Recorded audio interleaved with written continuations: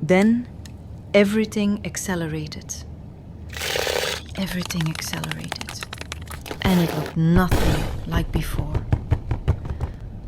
For 1,000 years, it was contained, controlled, predictable. But then what happens when that pattern breaks? It just,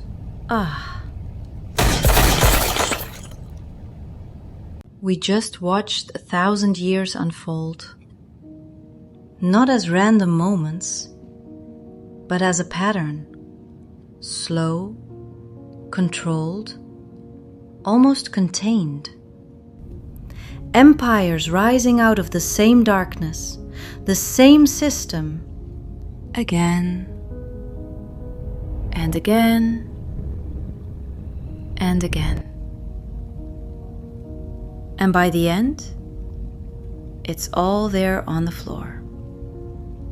The Reichs, the soldiers, the machinery, everything lined up. But it doesn't feel finished. It feels like pressure, like something building underneath it all. Because if that was the first woe, then what comes next shouldn't look the same. It should escalate. Not just more of it, but faster, wider, harder to ignore. So instead of trying to force a perfect match, maybe the better question is this: what is the closest moment in history that echoes that kind of shift? A transition from centuries of contained persecution into something industrial, mechanized, global. Because when you look at history that way, one moment doesn't just stand out. It overwhelms everything that came before it.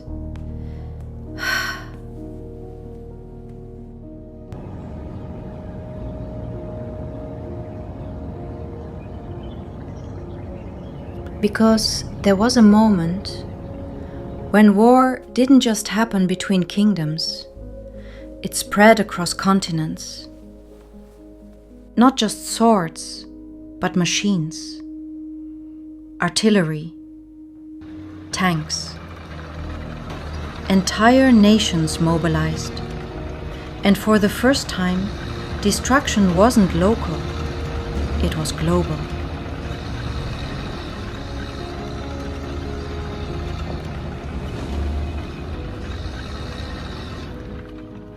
And in the middle of it all, something else happened. A people who had carried their identity for thousands of years were nearly erased. The world watched, and for a moment, it looked like the witness was gone. This isn't about forcing history into a prophecy. It's about recognizing when history suddenly moves in the same direction, but at a completely different scale.